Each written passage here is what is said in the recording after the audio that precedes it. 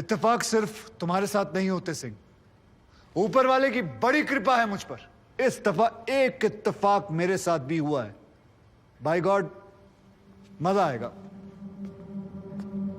पंडित जी को लाइए, लाइए जल्दी।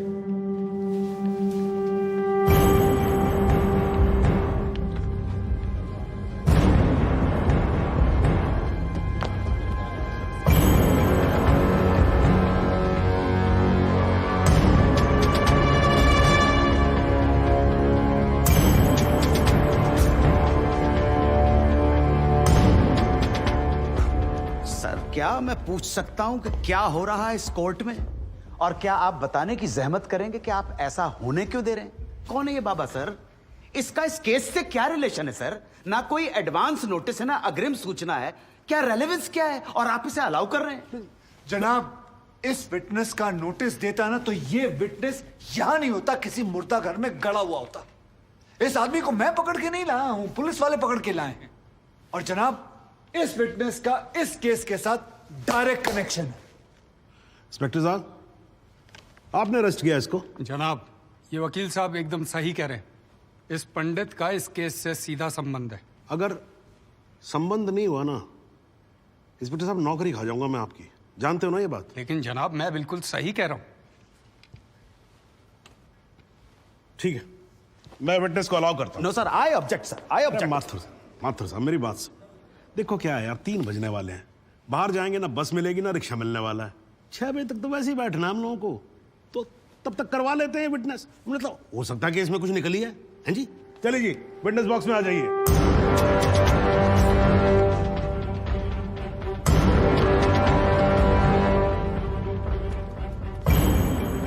नमस्कार पंडित जी, क्या हाल है आपका?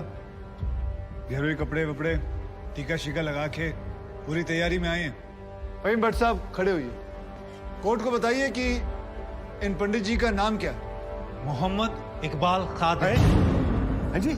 मोहम्मद इकबाल कादरी। मोहम्मद इकबाल कादरी।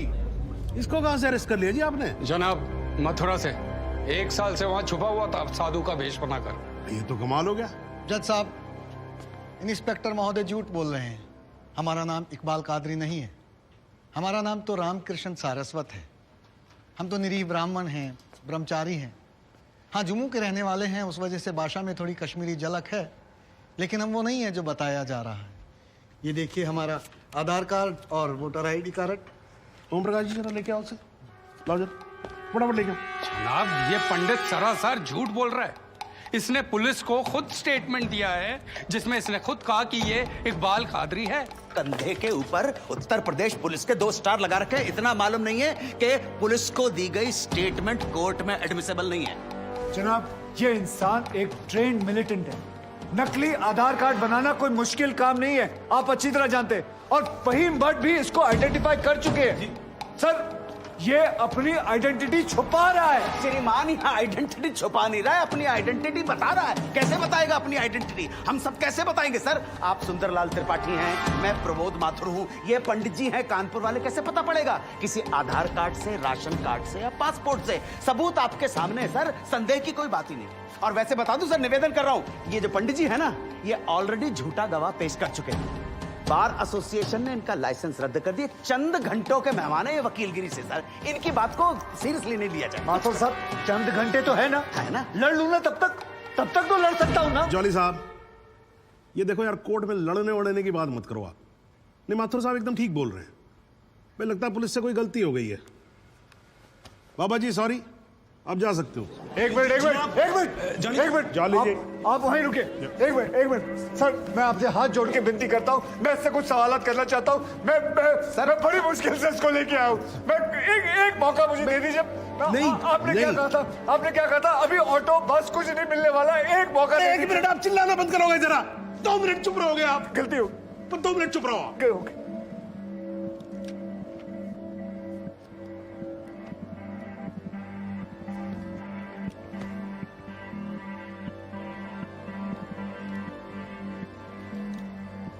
ठीक है, मैं विटनेस को अलाउ करता हूं। अरे सर, अब क्या सर? माथुर साहब, I think court has the right to decide. Okay जी, and court has decided. Please.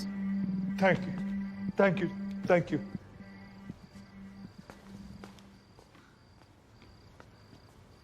तो आप निरी ब्राह्मण ब्रह्मचारी, तो फिर धर्म का बड़ा ज्ञान होगा आपको। अवश्य है। मैं भी कान्यकुब्ज ब्राह्मण हूं, वो भी जनेऊधारी। तो चलिए दो ब्राह्मणों के बीच में शास्त्रार्थ हो जाए। पूछिए, क्या पूछना है? चलिए गायत्री मंत्र सुनाइए। ओम भूर्भुवस्वः तत्सवितुर्वरेण्यं भर्गो देवस्य धीमहि धियो यो नः प्रचोदयात्। बहुत बढ़िया, पूरा नाम बताएं। रामकृष्ण प्रेमकृष्ण सारस्वत। धर्म? हिंदू। हिंदू धर्म में कितने वेद हैं? 4। नाम बताएं। ऋग्वेद, सामवेद, यजुर्वेद, अथर्ववेद। 4 युगों के नाम बताएं। सतयुग, द्वापर, त्रेता, कलयुग। वर्ण कितने हैं? 4। ब्राह्मण, क्षत्रिय, वैश्य, शूद्र। आपका वर्ण क्या है? ब्राह्मण। कौन से ब्राह्मण? गौर ब्राह्मण। कौन से गौर? सांदे गौर। गोत्र? शांडिल्य। प्रवार? वशिष्ठ। वेद? यजुर्वेद। उपवेद? बेतरियाणी। मुख? श्रीमुख। कुल देवता? सप्तस्वरी। चरण? वाम। विश्वा? या अल्लाह, इससे आगे भी होता है। क्या कहा आपने? बिस्वा नहीं आपने- पता, नहीं- नहीं पता, बिस्वा नहीं पता। विश्वा से पहले क्या कहा? विश्वा से पहले क्या कहा इकबाल कादरी? लानत है तेरे पे इकबाल कादरी, लानत है। अब तो अल्लाह का नाम भी आ गया जुबान पे। अब तो सच बोल। देख तू कुछ भी कर ले, तू बचेगा नहीं। कब तक जिएगा झूठ की जिंदगी?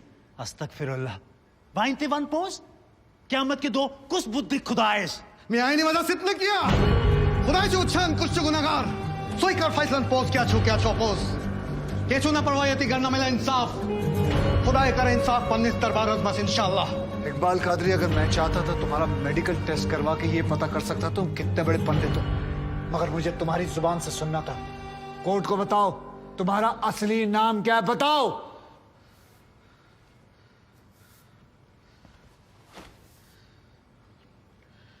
जज साहब, मेरा नाम मोहम्मद इकबाल कादरी है। मुझे सिंह साहब ने अरेस्ट किया था। मैं उनकी कस्टडी में था, लेकिन उन्होंने मुझे कोर्ट में पेश नहीं किया। मैं जानता था कि वो मेरा एनकाउंटर करने वाले हैं। एक दिन मौका देकर मैंने उनसे कहा कि अगर वो मुझे जाने देंगे तो मेरे आदमी उन्हें बहुत सारा पैसा देंगे, और उन्होंने मेरी बात मान ली। इसे लेके कहाँ जा रहे हैं? सिंह साहब ने आजाद कर दिया इसे। जा रहा है। आजा। सिंह साहब को कितने पैसे दिए? 50 लाख, 25 लाख एडवांस और 25 एनकाउंटर के बाद। आई ऑब्जेक्ट श्रीमान।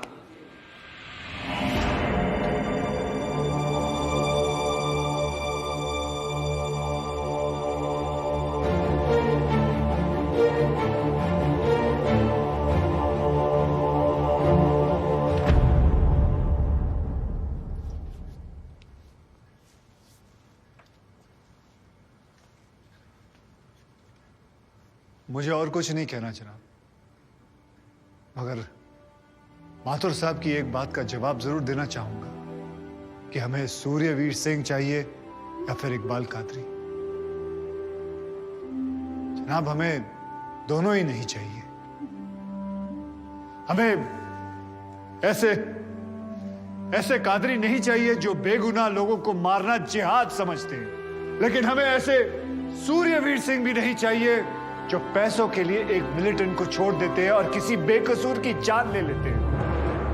मैं हिम्मती बहादुर पुलिस वालों को सलाम ठोकता हूं, झुककर सजदा करता हूं, लेकिन जिसके हाथ किसी बेकसूर के खून से रंगे हों, उसे मैं वही कहूंगा जो वो है, कातिल।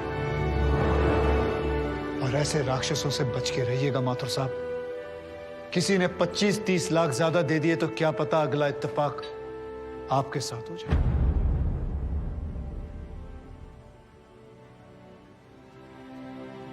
अंत में सिर्फ इतना ही कहना चाहूंगा कि इस दुनिया के सबसे बड़े जाहिल ने कहा था कि इश्क और जंग में सब कुछ जायज है, क्योंकि अगर ऐसा है तो फिर बॉर्डर पर सिपाहियों के सर काटने वाले भी जायज है और जवान लड़कियों पर एसिड फेंकने वाले आशिक भी, क्योंकि अगर ऐसा है तो फिर इकबाल कादरी भी जायज है और सूर्यवीर सिंह भी। अब आप ही तय करें जनाब कि ये दोनों जायज है या फिर दोनों नाजायज।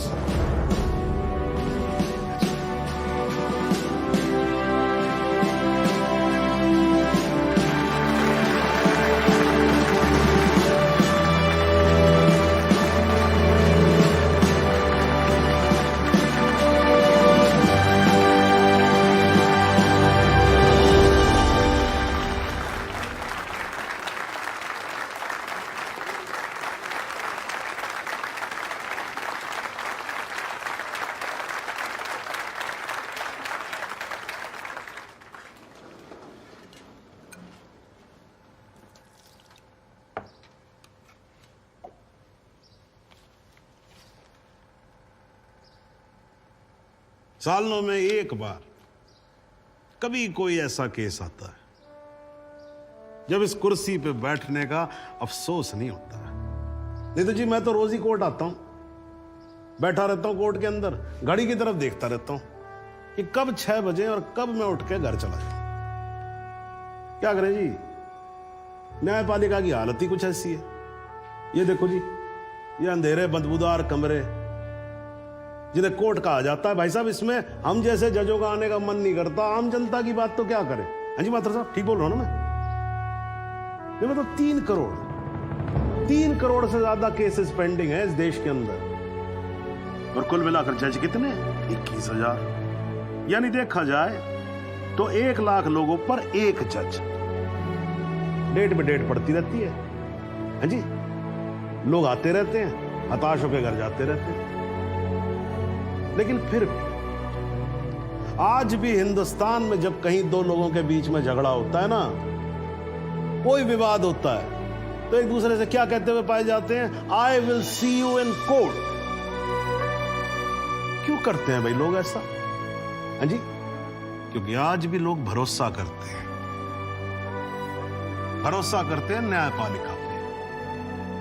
उनको भरोसा होता है कि अगर सरकार उनकी बात नहीं सुनेगी, प्रशासन उनकी बात नहीं सुनेगा, पुलिस उनकी बात नहीं सुनेगी, तो कोर्ट सुनेगी उनकी बात, सुनेगी और न्याय देगी। भाई साहब, इस कुर्सी पे बैठा मेरे जैसा हर आदमी, उसका यह कर्तव्य बनता है कि वो इस भरोसे को ना टूटने दे। इस कोर्ट में पेश किए गए सभी गवाह और एविडेंसेस, एक बात तो एकदम साफ हो जाती है कि 13 अगस्त को गोमती नदी के पुल पे जो भी हुआ वो अचानक होने वाला एनकाउंटर नहीं था, बल्कि एक सोची समझी साजिश के तहत की जाने वाली हत्या थी। इसलिए यह कोर्ट इंस्पेक्टर सूर्यवीर सिंह और उनके सभी साथियों को आईपीसी सेक्शन 302, 201, 182 और 340 के तहत हत्या, एविडेंस मिटाने, कोर्ट को गुमराह करने और झूठे सबूत पेश करने का दोषी मानते हुए लाइफ इम्प्रिजनमेंट की सजा सुनाती है। और यह कोर्ट शहीद कांस्टेबल बलदेव सिंह भदौरिया के पुत्र राम कुमार भदौरिया को तुरंत रिहा करने का आदेश भी देती है। The court is adjourned।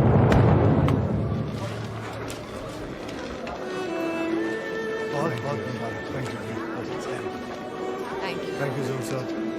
आजा। जरा रास्ता दे दीजिए प्लीज।